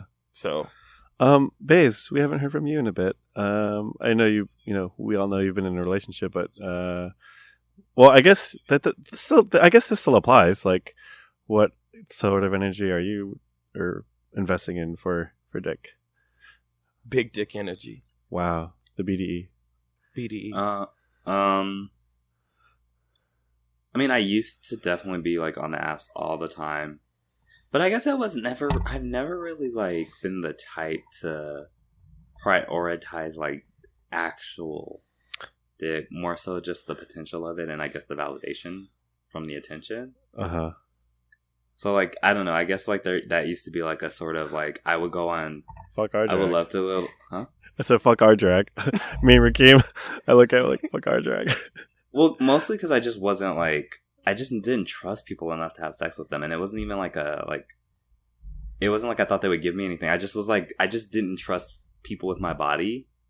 Wow. So I didn't really have like, it wasn't like the actual act of sex.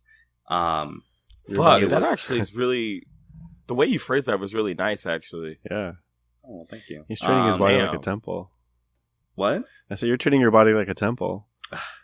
And I'm over here like a co-op. I've done some things that have not been very temple-like. His body's like, I don't know about all that. I don't know about all that. Okay, next question. See ya.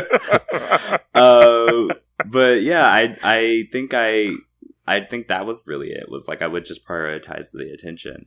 So like I'd be hanging out with friends and stuff, and I would just be on Grindr the whole time or Scruff or whatever, and it would just literally just be to like see who would message me and like read their messages and then sort of like playfully respond, but never really like commit to anything serious, just because I enjoyed the intention of it. Oh yikes! Huh? I said, oh yikes! Sorry. And especially like actually like going on traveling, especially because when you're on like the apps in your city, it dies out pretty fast after you downloaded it. Yeah. But like when you go around, even in other parts of the city that you live in, like when you're the new girl in town, like you're super popular. And so I would just do that when I would go to different places, and I'd be traveling, and instead of like really enjoying the people that I was around, a lot of the times I would just be on the apps. Right. Just seeing what attention I could get. People think you on Google Maps, but you really like. No, you know what? One time, I won't say who this friend is, but one time me and my friend were on OkCupid, and we were just literally changing our location to different countries and different cities just to see like what the guys look like in each one. Oh, that's real. I've done that. Yeah, it was sort of like pre-planning. They have that on Scruff. I love that feature. Yeah. Yes. What's it called? Venture? Yeah. Venture. I forgot about. Yes. Oh, yes. Scruff did have that. I did that on Scruff too. But yeah, so I think like I never really actually prioritized dick like that. I just prioritize the attention. So when I read this question, I thought about, I forgot what movie it was from, but there was this quote that was like, 90% of the things that we do as human beings, or even as mammals, is to attract the opposite sex. But I guess in our case, as queer people, as same sex or whatever. So Someone. aside from apps, like, what else are you guys doing? Like this, when I saw this movie, it was saying that, like, you know, we're going to the gym, we're trying to get better jobs, we keep up with the Johnsons, but it's also because we're trying to attract, you know, dick or the person that we're trying to be with. What other forms do you guys see yourself? Do you guys relate to that at all? I don't, because I feel like I just find it really interesting that person tied all that to attracting a partner, because it's like, for me, it's more like that shit I have to do to like survive. Like, for yourself, I'm not thinking about men when I'm thinking about. No, but you know, there's other people out there who, you know, who get that fancy car or sports car to attract people, or like go to the gym a lot or wear certain clothes because they want to attract. They're peacocking, you know. What is that? Was that the term for what that means? Yeah, to like show what you got, because that's what peacocks do. They spread their feathers to attract the males. Spread their big tails so the females can, you know, see them. Yeah, well, it's interesting when you talk about that, because I feel like, for me, I don't want to date anyone that I feel like I have to put on for. Like, I'm like, look, you're getting my poor artistic ass, and that's really kind of, I like to talk a lot, I'm loud, and I'm witty, and like. So you're not investing any of that for dick? Honestly, I don't think so. I mean, like, no, not really. I don't think I really think about, I mean, sometimes, like, if I'm meeting someone that I am, like, interested in or something, I'll wear something nice or whatever, and I'll get my hair cut, but I'm not, like... Okay. But, like, let's take it back. You were saying, like, you know, you're the one who's, like, driving all the time. Wouldn't it be nice to know that someone else is, like, putting the same amount of effort? So, like, so technically, in a way, they're, like, investing their energy into getting a car and gas to be the one to pick you up. Wouldn't that be nice? But yeah, but I would tell them you need to get a car for yourself, not for me. Oh, okay. Like, I don't want to date someone whose only motivation for doing better is me. Because that means, what are you doing for you? I can't take care of you and me, bitch. I choose which bills I pay each month, bitch. Like, how am I supposed to take care of you? Not everything gets paid every month, bitch. It's every other month. So I don't have time to take care of you either. I can barely take care of myself. So you need to want to do better for yourself. Because at this point, I'm 26. I don't have time to teach you how to, like, communicate or teach you how to talk. Like, like, at this point, bitch, you gonna get my ass the way I am. I'm 26 years old. I'm not about to change it to a different person. Like, and I don't ever encourage someone to get their shit together for another person. I always encourage people to do it for yourself. However, I do understand why certain people do it, because certain people are, like, forced to. Like, Jasmine Sullivan has a song about this called Mascara. And Jasmine Sullivan, yes. What? No, nothing. I'm excited. I'm surprised you know who she is, since she's a black woman. Oh, wow. But I'm kidding. You know, just put on your star costume and go take a walk. Fuck you, bitch. My Stormy costume was everything. See, if you don't have me at my Stormy costume, ew, don't. Then you can't have me at my pup, bitch. I'm kidding. Ew. No, but yeah, so I feel like you have to do it for yourself, but I understand, but sorry, the whole point I brought up that song was because it's about women who, like, make their living by attracting men and kind of, like, the work that goes into it. And I think that's, like, kind of like a completely different thing, but I understand when people put effort into it. But for me, nah, like, Did you relate to it? Sorry. Yeah, no, for sure. I'm gonna say I'm not, like, that doesn't apply to me 100%. I would say I am doing it. I am doing a lot of things I'm doing for myself because I want to be an independent person. I can't rely on anyone else. You're right. But at the same time, I'm not gonna lie. Like, I am sort of peacocking sometimes when I'm, like, you know, like, when I go to the gym, I'm investing time and energy and money and, like, what I'm eating. Like, I'm trying to eat right. When I'm trying to be healthy, I'm being healthy for me, but I'm also hoping that someone else will, like, appreciate that visually, I guess, and would, like, want to be. I'm saying that like if I'm not investing any other aside from like apps, I would say I'm lying because I know I'm like, for example, I want to be financially stable for me, but also because I want to be able to like provide and also like be in a certain wavelength with certain people. Is that a priority for you right now, you would say? Like finding a partner or like settling down?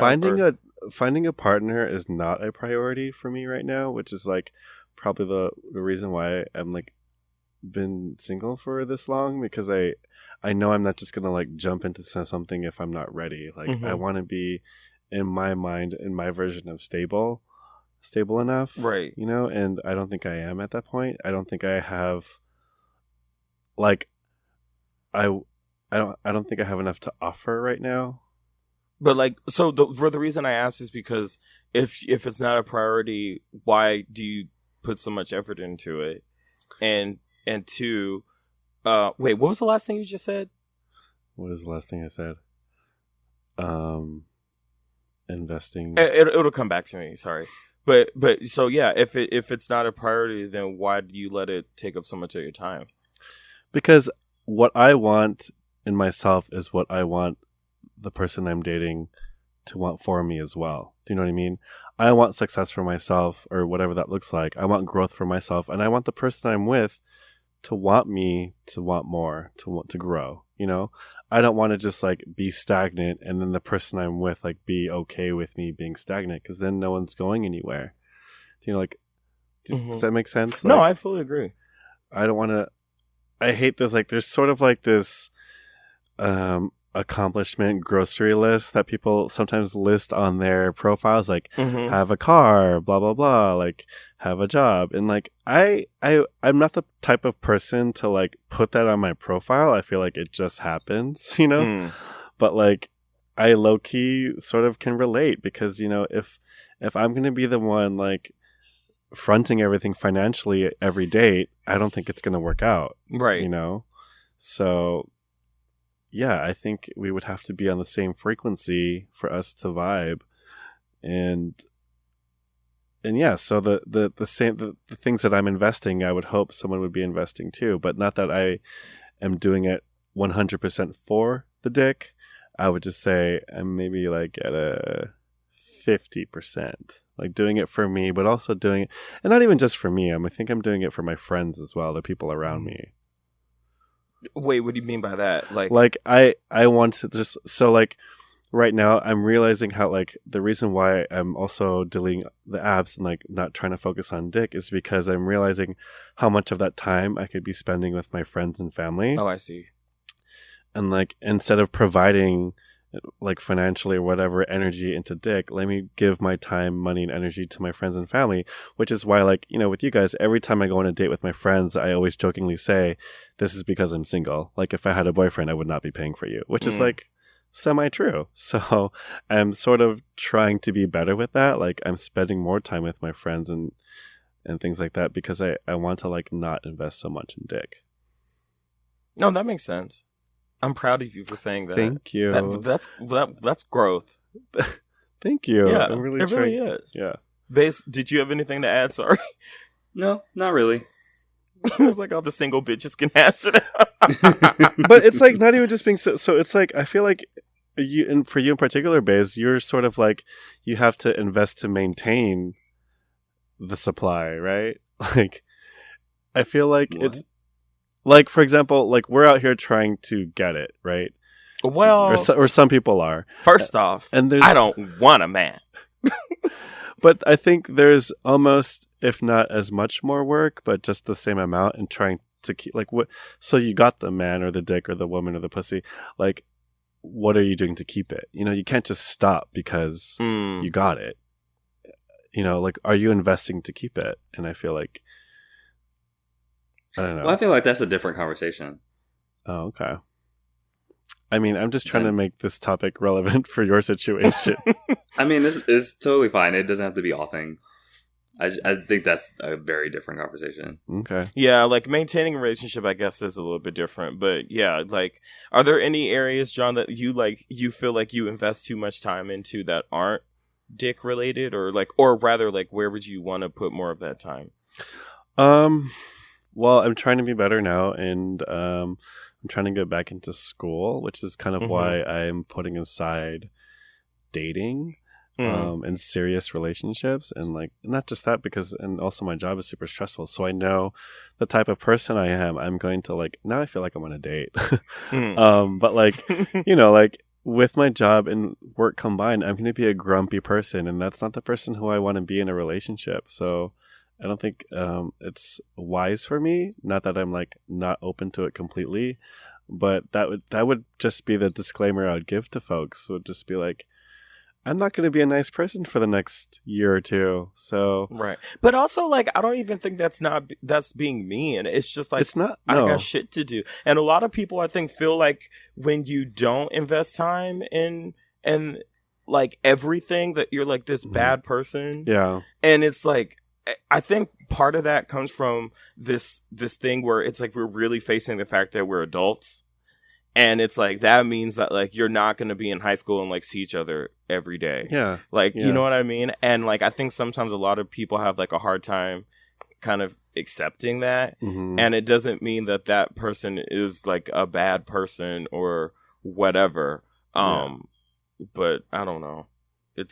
It's just interesting seeing it talked about, because a lot of it has to do with like priorities and like who gets what time and that kind of thing. And honestly, like that's a job. Like, and sometimes it's like you just want to go to the gym or go home and eat ice cream, and you don't want it to become a part where it's like you have to like schedule people, and like that's that's no fun for anyone. 2 tops and no bottom. That's no fun at any party. So, actually, I'm not gonna. Well, I'll talk to you about that off air. Okay. So I think that's about it on this investment. Does anyone have any last words? Base. No. John. Yeah. I'm just gonna say, there's always room for improvement. So if you're spending a lot of time, take yourself out of the situation, and if there's something in your life that you want to do for you, I would say prioritize yourself first, and prioritize everyone around you, and then you can do the focus on dick as well. But yourself first, your own happiness. Do it for the right reasons. Do it for the dick. No, not for the dick. No, just for the yeah. I got it. You're supposed to say, I ain't gonna do it. Sorry, I missed that. It's fine. Again, do you have anything to say, Rakeem? I was gonna say, I was just gonna agree with you and just be like, to your point of doing things for yourself. I think that's the best thing that you can do. Like, I forgot who said this, but someone said, "I don't gamble, but I gamble on myself." Oh, and I've heard that. I forgot where it's from. I don't gamble, but I'd bet on myself. Or I'd bet on myself or something like that. But I feel like it's Solange. I don't know. But anyway, the point with that is that, take the time that you need for yourself, because you really can't. I don't feel like you can give people what they want or what they need if you don't take care of that for yourself. And also, I don't think there's anything wrong with like wanting to motivate and better yourself. And whatever that means for you, like if that's fitness for you, if that's work for you, if that's just spending more time with yourself, if that's dating, just make sure that you're being honest to what you need and want in that moment. I like that. Yeah, good way to end it. Okay, all right, so we'll see y'all in the Mail of Color. Okay.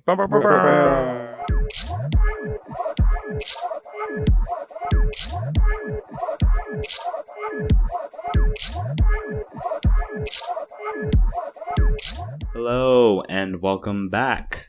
We're here with, the category actually is Mail of Color this time. Yeah. We're going to just read one today. I feel like you guys wrote in a lot for that 50th episode, and we didn't get to a lot of them, and so a lot of them feel like kind of outdated now. So please write into us some more, but I'm gonna read a Fuck, Marry, Kill, the Chris edition. So Chris, who's Chris? Well, let me finish this. Let you know. Ooh. So it's actually, this edition is fuck, marry, kill, and fight. So there's Chris Evans, Chris Hemsworth, Chris Pratt, and Chris Pine. These white boys. What's the Chris edition? Kill, marry, fight. Kill, marry, fight. Fuck, marry, kill, and fight. Oh, fuck. Oh, we're adding a 4. Okay. Okay, Yeah. so Chris Evans, Chris Hemsworth, Chris Pratt, Chris Pine. Okay, I would fight Chris Pratt. No. Kill. Pull up all their photos. Kill Chris Pratt. Fight Chris Hemsworth. Marry Chris Pine and fuck Chris Evans. I would kill Chris Pratt. I would. That's tough because Chris Pine has lips. Chris Pine also cried during John Legend's performance, and he cried during a Black Lives Matter speech. So Marry that's why Chris he got Pine. to marry. He changed it to marry. Fuck Chris Hemsworth, and then I think kill. No, I think fight Chris Evans because I really don't think that Chris Evans is all that attractive. I just feel like Chris Hemsworth is like too pretty. Like That's why I want to write him. like he's like too good. Oh.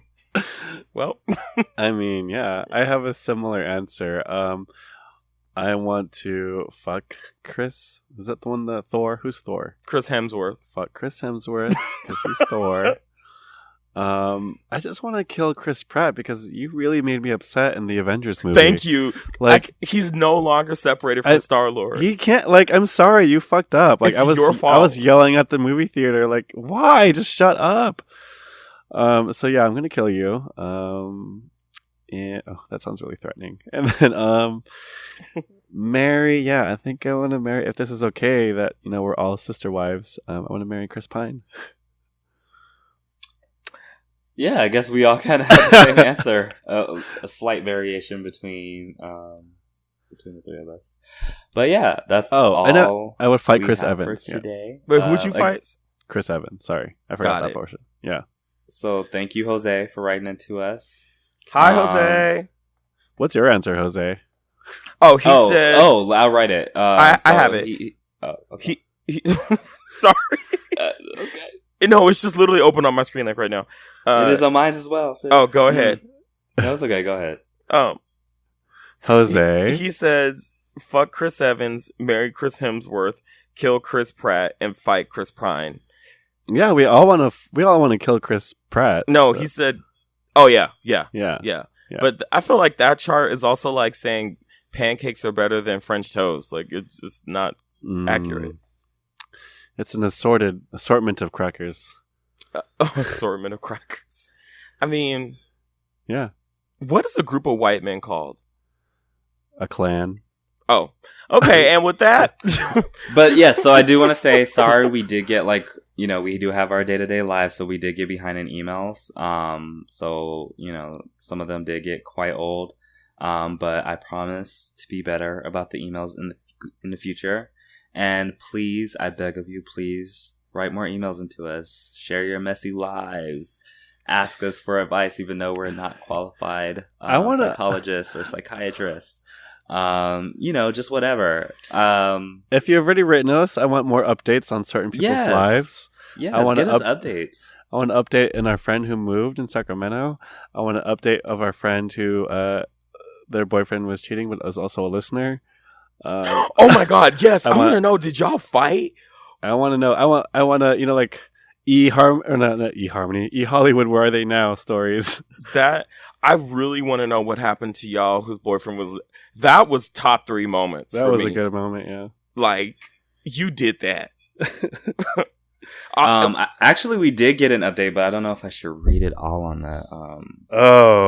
On an email. The relationship that they were sort of casually seeing each other, but the person was moving away and they didn't. Oh yes. Yeah. Okay. Wait. Yeah. We need. Yes, we need to do this. Okay. We'll talk about that Okay. next time. Oh. Yeah. Oh no! Oh, I Next want to time. do it now. Oh, okay. Do we not? Oh, sorry. So they said they wanted to thank us all. Sorry, girl. They said we provided them with a lot of insight. Okay. I realized that I didn't want the situationship and I wanted a committed monogamous relationship. See? My heart also felt like I was in a relationship, but I wasn't, which is why I was so bitter about everything. But I have since realized that this person and I may not be the best fit for each other, at least not right now. And coming to that realization hurt, and I cried a lot. Insert California King Bed by Rihanna had me bawling.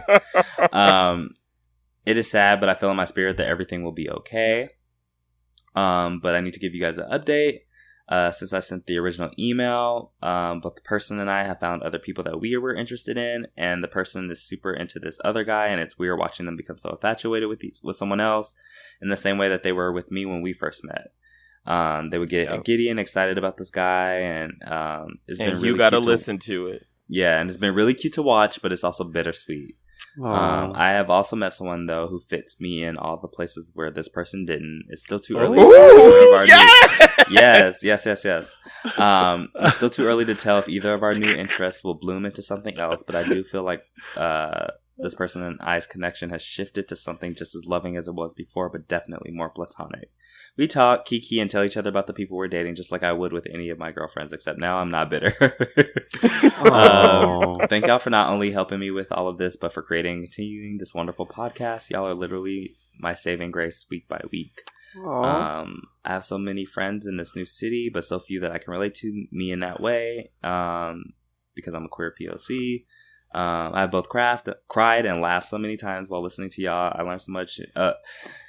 I'm just going to stop there. It's a bunch of compliments, but thank you so much. Thank you. And we're really glad that you have moved on. Yes. You can do it. You're just like Kelly Clarkson said, you're stronger. And I felt that. Like, I felt like that. Wow. Like, wig. I feel that. Wig.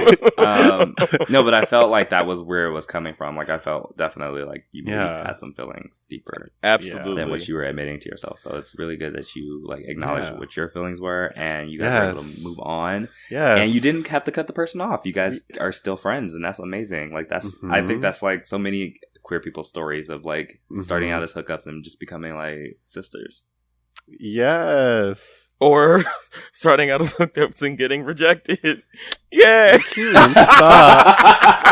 That's not a bitter bitch. This is not what this is about right now. We're all about positivity. Get in your Starmie costume and leave.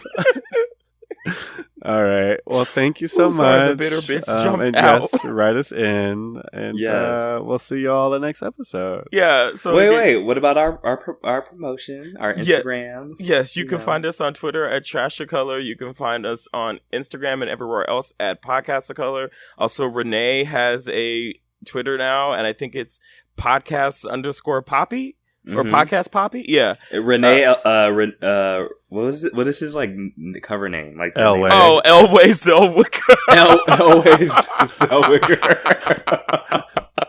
Renee is so clever. He needs to start tweeting though. Yeah. So, okay. I think that's. Oh, do you have any body to thank this week? Just shout out to Poppy Juice as always. Shout out to Bubble Tea for creating the spaces that you guys do. Yeah, that's pretty much it for me. Yeah. Don't forget to like and subscribe on our YouTube channel, and definitely leave reviews on our iTunes page, please. I wanted to give a shout out to another podcast that you guys I think have also listened to. It's called Still Processing. Yes, I love Still Processing. I really like their episode about Asian racism when it comes to Asian culture, and there's 2 episodes, and I think I think they're really good, and they address a lot of things that I hope to maybe address on this show too. Sometimes is like racism in our world and what that looks like. Yeah, so. It was actually an amazing discussion. Let's do it. Yeah. So, okay. And lastly, I sold my first art piece last week, so I'm very excited. So yay! Yes. So, yay! I need to check, but yay! Congratulations. So yeah, with that, I guess we'll see y'all next week. Yay! All right. This podcast is executively produced by Aaliyah J. Daniels, LaShawn McGee, Damian Pelliccioni, Christopher Rodriguez, John Kagandahan, Hakeem Cunningham, Baze White, and Renee Hernandez.